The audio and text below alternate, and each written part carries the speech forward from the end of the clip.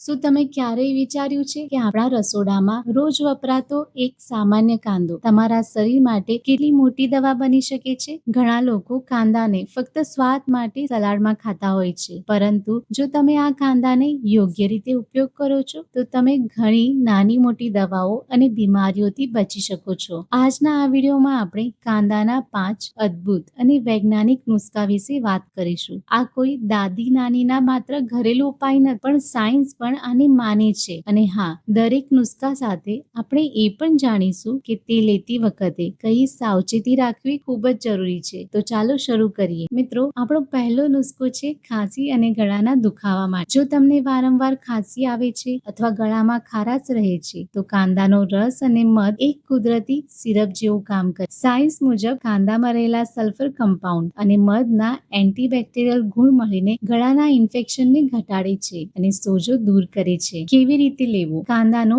1 ચમચી તાજો રસ લો, તેમાં 1 ચમચી મધ મિક્સ કરો. દિવસમાં 2 થી 3 વખત આ રસને ધીમે ધીમે પી લો. સાવચેતી: 1 વર્ષથી નાના બાળકોને મધ ન આપવું. જો તમને ડાયાબિટીસ હોય તો મધની માત્રા મર્યાદિત રાખવી. મિત્રો, બીજો નુસ્ખો એ લોકો માટે છે જેમને હંમેશા થાક લાગે છે, શરીરમાં લોહીની ઉણપ છે અથવા કમજોરી લાગે છે. કાંદો અને ગોળનું કોમ્બિનેશન અહીં ખૂબ જ અસરકારક સાબિત થાય છે. ચાલો સમજીએ કે તેને કેવી રીતે લેવું અને આ મિશ્રણ આપણા શરીર પર કેવી રીતે કામ કરે છે. કેવી રીતે લેવું? એક નાનો તાજો કાંદો લો, તેને બરાબર ધોઈને નાના નાના ટુકડા કરી લો. તેની સાથે લગભગ 10 થી 15 ગ્રામ એક નાનો ટુકડો શુદ્ધ ગોળ લો. તમે કાંદાના ટુકડા સાથે ગોળનો ટુકડો મોંમાં મૂકીને તેને સારી રીતે ચાવીને ખાઈ શકો છો. આ કાંદા અને ગોળને જો તમે સવારે લો છો તો એનો ફાયદો તમને ખૂબ જ ઝડપથી મળે છે. બપોરે ભોજન કર્યા પછી પણ તમે કાંદા અને ગોળના આ મિશ્રણને ખાઈ શકો છો.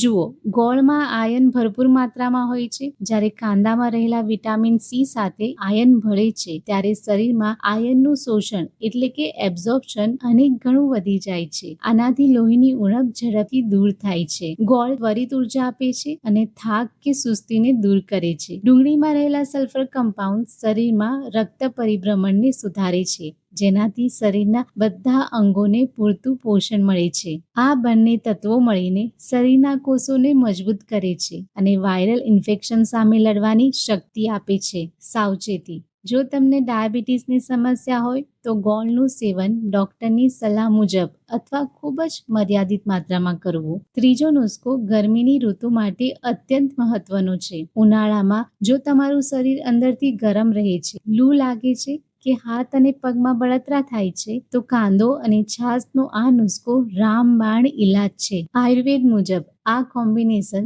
શરીરને અંદરથી ઠંડક આપે છે, શરીરની ગરમીને શાંત કરે છે. 1 ગ્લાસ તાજી છાશ લો, તેમાં કાંદાના એકદમ ઝીણા ઝીણા ટુકડા કરીને ઉમેરો. સ્વાદ માટે થોડું જીરું અને સિંધવ મીઠું નાખો. આ છાશને જમ્યા બાદ ધીમે ધીમે પી લો. સાવચેતી: જેમને શરદી, ખાંસી કે કફની સમસ્યા રહેતી હોય અથવા જેમને ઠંડી વધારે લાગતી હોય તેમણે આનું સેવન મર્યાદિત માત્રામાં કરવું. મિત્રો, ચોથો નુસ્ખો છે આપણા પેટ માટે. જો તમને ગેસ, અપચો કે પેટ ફૂલવાની સમસ્યા રહેતી હોય તો આ સૌથી સરળ ઉપાય છે. કાંદો પાચક રસને વધારે છે, જ્યારે લીંબુ એસિડના લેવલને બેલેન્સ કરે છે. કાંદાના ગોળ ગોળ સ્લાઇસ કરી લો, તેના પર અડધા લીંબુનો રસ અને ચપટી સિંધવ મીઠું નાખીને સલાડ તરીકે ભોજન સાથે લો. સાવચેતી: જો તમને એસિડિટી અથવા અલ્સરની ગંભીર સમસ્યા હોય તો કાચા કાંદાનું સેવન ઓછું કરવું. પાંચમો નુસ્ખો છે આપણા બાહ્ય સૌંદર્ય માટે, ખાસ કરીને વાળના સ્વાસ્થ્ય માટે.